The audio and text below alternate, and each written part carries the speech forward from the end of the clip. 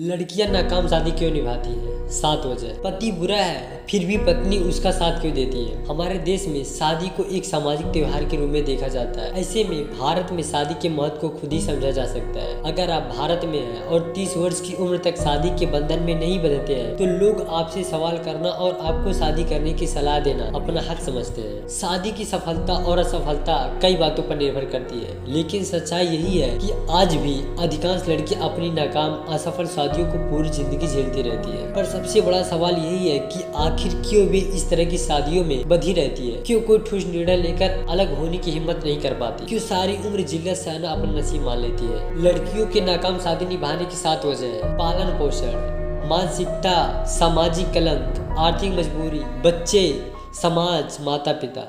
अब आइए इनको एक एक करके डिटेल्स में जानते हैं। पालन पोषण। भले ही हम कितनी ही विकास की बातें कर रहे हैं, लेकिन आज भी अधिकतर घरों में लड़कियों का पालन पोषण यही सोच के किया जाता है कि उसे पराये घर जाना है, यानी उसे हर बात को सहन करना, शांत रहना, गुस्सा न करना आदि गुणों से लैस करवाने का अभ्यास बचपन से ही करवाई जाती है। ऐसे में वो आत्मनिर्भर नहीं हो पाती। शादी के बाद उन्हें लगता है कि जिस तरह अब तक वो अपने माता पिता पर निर्भर थी, अब पति पर ही उनकी सारी जिम्मेदारी है। मानसिकता।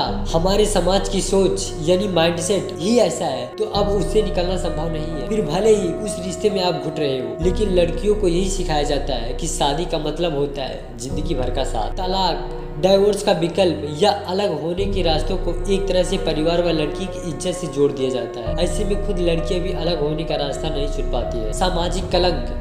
घर की बात घर में ही रहनी चाहिए। अगर तुम अलग हुई तो तुम्हारे बहन भाई से कौन शादी करेगा? उनके भविष्य के लिए तुम्हें सहना ही पड़ेगा। समाज में बदनामी होगी, हम लोगों को क्या मुंह दिखाएंगे, इत्यादि बातें लड़कियों को जलगूटी की तरह पिला दी जाती है। ऐसे में पति भले ही कितना बुरा बर्ताव करे, शादी का बंधन भले ही कितना दर्द दे रहा हो, लड़कियां सबसे पहले अपने परिवार और फिर समाज के बारे में ही सोचती है। आर्थिक मजबूरी। आज की तारीख में लड़कियां आत्मनिर्भर तो हो रही है, लेकिन अभी बहुत सी लड़कियां अपने आर्थिक जरूरतों के लिए अपने माता पिता पर और बाद में पति पर निर्भर होती है। ये भी एक बड़ी वजह है कि वो अक्सर चाहकर भी नाकाम शादियों से बाहर नहीं निकल सकती। कहाँ जाएंगी, क्या करेंगी, क्या माता पिता पर फिर से बोझ बनेंगी? इस तरह के सवाल उनके पैरों में बेड़ियां डाल देती है। पति का घर छोड़ने के बाद भी उन्हें मायके से यही सीख दी जाती है कि अब वही तेरा घर है। दूसरी ओर उसे मायके में और समाज में इज्जत की दृष्टि से नहीं देखा जाता। ऐसे में बेहद कठिन हो जाता है कि वो अपना शादी को तोड़कर आगे कदम बढ़ाए। बच्चे।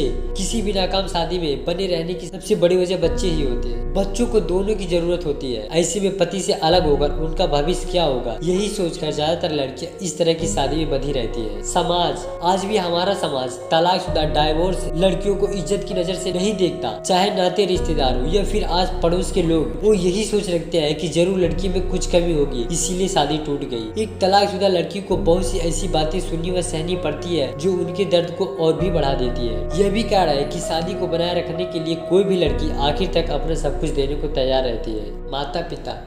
ढलती उम्र में अपने माता पिता को ये दिन दिखाए, इतनी हिम्मत हमारे समाज की बेटियां नहीं कर पाती। फिर भले ही वो खुद अपनी जिंदगी का सबसे कीमती समय एक खराब और नाकाम शादी को दे दे। ये तमाम पहलू है जो किसी भी लड़की को एक नाकाम शादी से निकलकर बेहतर जिंदगी की ओर बढ़ने से रोकते हैं, क्योंकि हम यही मानते हैं कि बिना शादी की जिंदगी बेहतर हो ही नहीं सकता। हमारे समाज में शादी को सेटल्ड होना कहते हैं और तलाक को जिंदगी का सबसे बड़ा अभिशाप समझा जाता है। जब तक हम सामान्य क्रियाओं को समान नजर से नहीं देखने लगते, तब तक स्थिति में अधिक बदलाव नहीं आएगा। कुछ बदलाव तो आए हैं, समाज में काफी बदलाव आ रहे हैं, लेकिन इन बदलावों के होते हुए हमें संतुलन की ओर बढ़ना होगा, जहां तक पहुंचने में समय लगेगा। न्यू जनरेशन अधिक बोल्ड है, वह फैसला लेने में डरती नहीं। यही कारण है कि जैसे जैसे लड़की आत्मनिर्भर हो रही है, वह ज्यादा बर्दाश्त नहीं कर रही है। यह जरूरी भी है कि पुरुष प्रधान का ईगो इसी तरह तोड़ा जाए ताकि पुरुष खुद को लड़कियों की जगह रखकर सोच सके। हालांकि इसका दूसरा पहलू यह भी है कि जिसे रिश्ते को जितना समय और सब्र की जरूरत होती है वो नहीं देते। यही आज बढ़ते तलाक, डाइवोर्स के मामलों की बड़ी वजह बन रहे हैं। कुल मिलाकर ये कहा जा सकता है कि हम दोनों ही मामलों में एक्सट्रीम लेवल पर हैं। एक तरफ मिडिल एज जनरेशन है जहाँ लड़कियां फैसला नहीं ले पाती, और यदि कोई फैसला लेती भी है तो जब रिश्तों में सब कुछ नियंत्रण से बाहर हो जाता है, और इस पर भी तलाक जैसा कदम वही उठा पाती है जिन्हें माता पिता का समर्थन होता है।